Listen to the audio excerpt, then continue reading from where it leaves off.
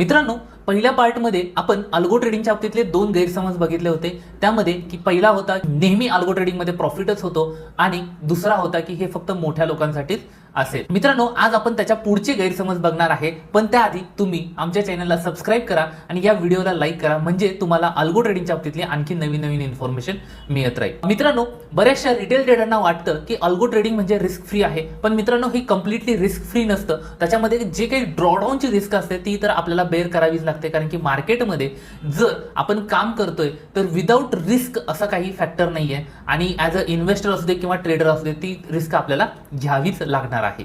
आणखीन एक गैरसमज आहे मित्रांनो की अल्गो ट्रेडिंग हे नेहमी HFT म्हणजे हाय फ्रिक्वेन्सी ट्रेडिंग मध्येच केलं जातं किंवा वापरलं जातं, असा पण मोठा गैरसमज आहे। पण मित्रांनो, असं काही नाहीये। अगदी आपण साधे सोपे रूल्स लावून पण अगदी नॉर्मल ट्रेडिंग फ्रिक्वेन्सीला पण आपण ट्रेड करू शकतो। व्हिडिओ आवडला असेल तर नक्की लाईक करा।